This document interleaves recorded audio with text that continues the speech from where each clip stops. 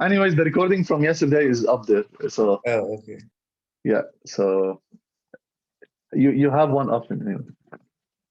Okay, so we defined a class or a struct called intersection data, and it basically stores the latitude, longitude position of the intersection in the map, and we give it a name. It's basically a unique name.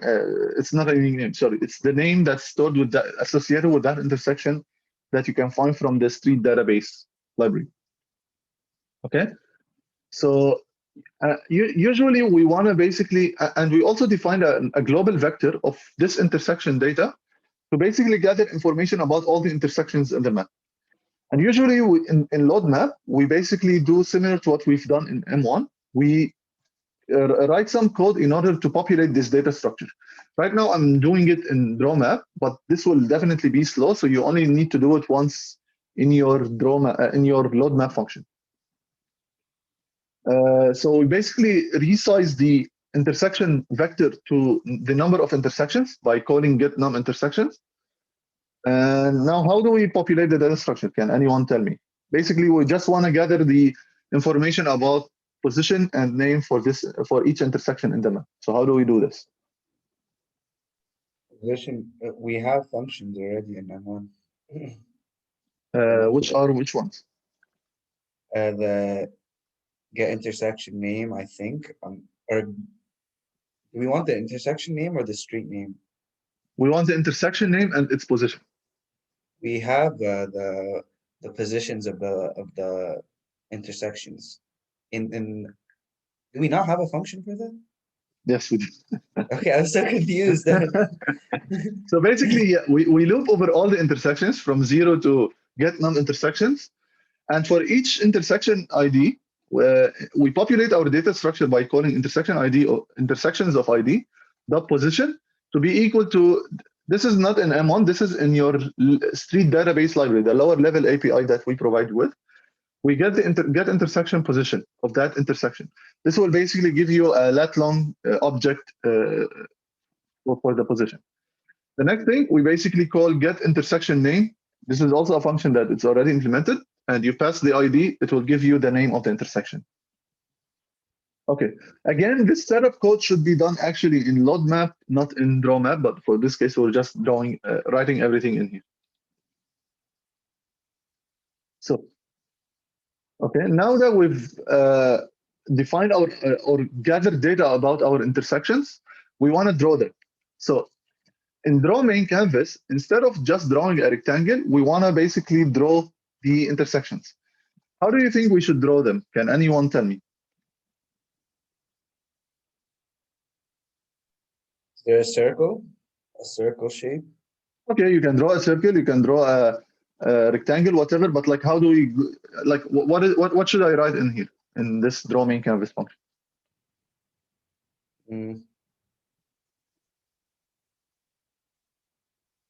You're gonna loop over the lat long positions, and if there's you check if there's an intersection that exists there.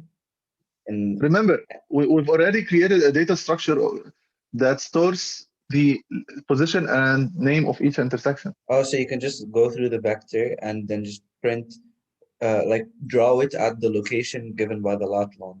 Exactly, exactly. So as Ali said, we can draw them as rectangles or as circles, whatever you want. In this case, we're just doing a rectangle, and we are calling a function called fill rectangle. Fill rectangle will basically draw a rectangle and fill it with a certain color. By default, it's gray. We haven't changed it in here. But in the header file of the EasyGL, you can basically see how to edit the color if you want to highlight it with a different color, for example. So we basically loop over all the intersections from 0 to a number of intersections. We set the X and Y coordinates, or the bottom left coordinate of each intersection, to be the latitude and longitude. And then we basically define a width and height of that rectangle for each intersection. In this case, we just set it to 10, just a random number, okay? So it will, for each intersection, it will draw a square of 10 by 10.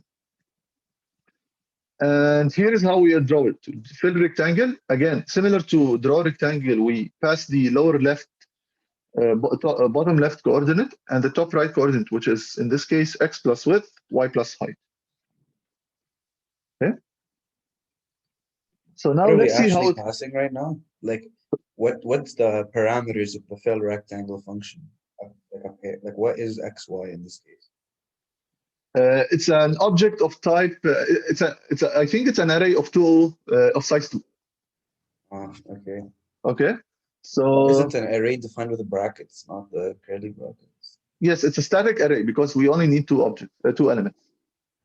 Oh, But yeah, yeah. but Okay, this is makes how you sense. Yeah, yeah, initialize I it. see it. I understand now. This is how you initialize it, basically. Yeah, yeah, yeah. Okay. You can define it earlier on and just pass it. Like it's fine. Okay. So now let's see how it will look like when we draw. Can anyone see any difference on the window? The bottom left. Unless my Yes. screen is dirty. What do you think this is?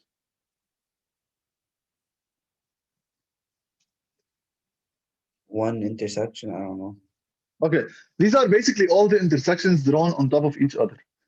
Can any think of any reason why this happened?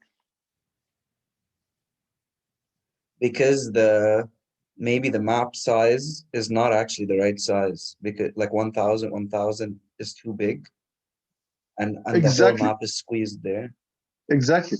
So basically, the latitude longitude coordinates for Toronto, for example, are much smaller than 1000 by 1000. Remember, we defined our initial world to be from 0, 0 to 1000, right?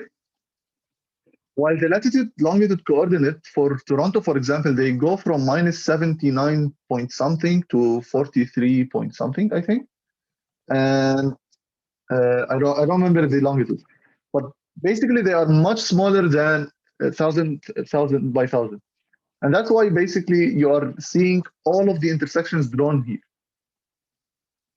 So how do we fix this?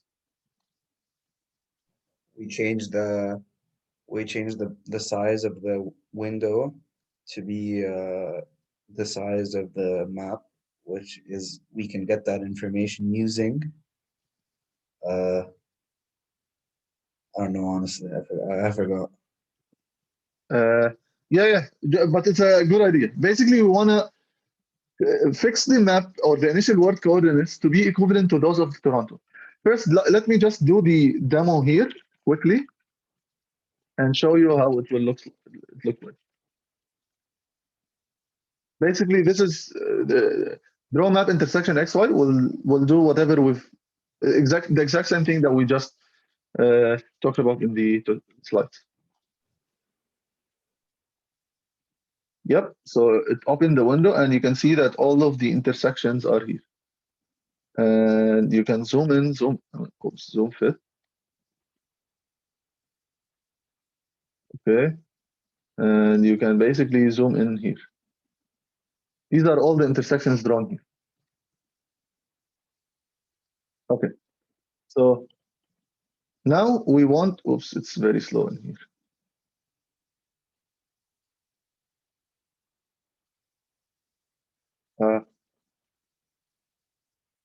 Yeah.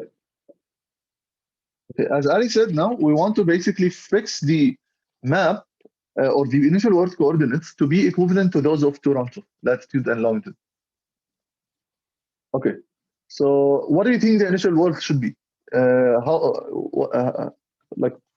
what are From the the coordinates smallest we to the should use? biggest, Yeah, from the smallest to the biggest of both the latitude and the longitude. yeah, And you can just exactly. check each time anyway. Yeah, exactly. So basically, in your load map, you can save global parameters to capture your maximum latitude, maximum longitude, and minimum latitude, minimum longitude in your map, for example. I'm not going to do a breakout room for sake of time, but basically, like, how do we get these? Like, what should we, or like, how should we store these values, or how to get them? You just do a comparison. You initialize them all. Like, I don't even know if I would initialize all of them with the initial intersection. Okay. And then you can just check each time if it's smaller, replace it. Otherwise, just Yeah. keep it. So basically, oops, sorry, I can't get my annotator again. Yeah. Anyways, So basically, we set them first to latitude and longitude of the intersection 0, and then we loop for all intersections. You can actually start this loop from 1 because we've already done 0. But anyways, so we loop over all the intersections, get their latitude and longitude, and we update the maximum latitude, maximum longitude, minimum longitude accordingly, basically, if it's greater or not. So we do this in load map once you are populating this data structure. Yes, Ali, you had a question? Or? Oh, no, I didn't. Oh, okay. So now that we've, come on.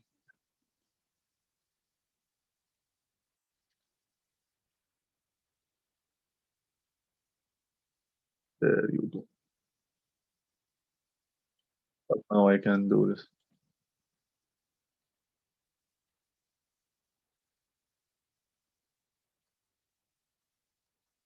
For some reason it's not showing. Yeah, there you go. Okay. Now we basically go back to our draw map, and instead of using 0, 0, 1,000 for our initial coordinates, we basically set them to the what we have right now: minimum longitude, minimum latitude, maximum longitude, maximum latitude, and everything else will stay the same. We are not changing the draw main canvas x1. Okay, so let's see how it will look like. Okay, now it looks like a black screen. Can anyone tell me what's happening in here? Why is it? Why are we getting a black screen? We've already fixed the initial world coordinates, so now the coordinates should match with our intersections. Remember, oops. Remember here in our drawing canvas, when we were drawing the intersections, we specified a certain width and height for them, 10 and to be 10. Okay, but this is actually compared to the latitude and longitude coordinate, they are actually very huge. So all of the intersections are actually overlapping each other right now. So we basically have to fix the width and height for this one. So, oops, I'm going back now. Why don't we, sorry, can you go back? I'm sorry, you just went all the way forward. Yeah, sorry, tell me. Don't we still have to change why don't we change the size of the main canvas, like the rectangle? Like now it's 1,000, 1,000. No, this is from a Didn't we previous already slide. change that? Oh, this is the old one. Okay. Yeah, I Because was I just remember trying we to drew remind two you that this things. is the width that we are using. But didn't we draw two things, the window size and the canvas size? Like weren't there two things, or is it just that one thing? Am I getting confused? So this is a rectangle that we drew, but we can remove it. We don't need it actually. No, I mean, but did we ever draw something else or no? Or was this the only thing we drew right now? We only drew the rectangle first, and then we drew the intersections. Okay, yeah. Okay, never mind then. Yeah. Okay. So now that we've defined, here we fixed the initial word, but we got a black screen. So we basically need to play around with the width and height of the intersections. So I played around with them, and I got like a value of 0.001 to be okay for this one. And you can also modify based on the zoom level if you want, and we'll see. Like you can think about it later how to do this. But so once you do this, you will basically get something like this. Sounds good. This looks like Toronto, much better. And let's go see it in the demo actually.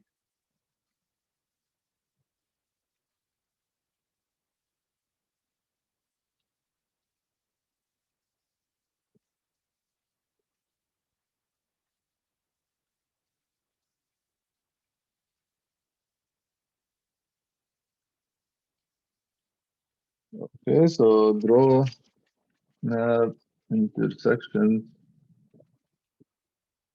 XY fix. Okay, so here again, we basically set the width and height to 0.001. Let's run it and see how it looks like. Exactly. So now once we run our application, for each intersection, it drew a rectangle of width and height of 0.001. And if you zoom in, you can see them as squares.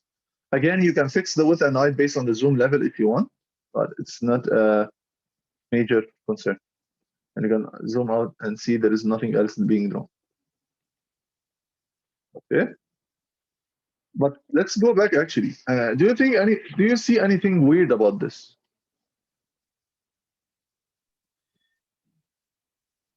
I don't know if this is weird, but it's we're only drawing the intersections, so we don't. These aren't actually the borders of the land itself. So how, like, we don't.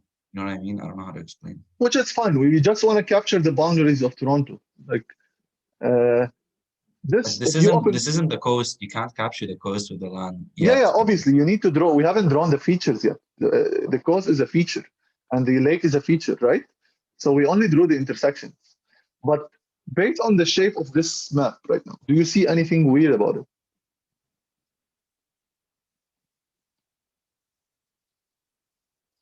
There's So no streets. no, if you look at Google Maps, you will see it more. Like you will notice that this is more squeezed. Okay. Uh, really? Oh, that's because Yes. oh, I guess because when we're zoomed out, is your point that when we're zoomed out, we shouldn't be showing all the intersections, and when we zoom in, that's when they begin to Uh, show? no, the reason behind this is actually because we are using the latitude and longitude. If you remember that whenever you move away from the equator, your latitude and longitude will not actually reflect the distance between them because the latitude and longitude will be more squeezed. So you need to transform them to an x and y coordinate actually on the actual map in order to actually see the shape of the city properly. Okay, so at the beginning of the next tutorial, we'll basically see how to transform them to x and y and what it will look like if And we we have a actually do that. function for that from M1. Yes, yes, Yeah, basically. it's all Yeah. But I don't want to basically go over that so that we stay at the same content with the other tutorial sections, not to go ahead of them. So yeah, basically that's it for today, I think. Yep. And next week we'll basically go over fixing the world coordinates to latitude x and y instead of, or Cartesian coordinates instead of latitude and longitude. And then we'll see how to edit the main.ui if you want to play around with it. Any Thank you, questions? Rob. Oh, no problem. Have a good I'll, rest of your day. thank you. You too.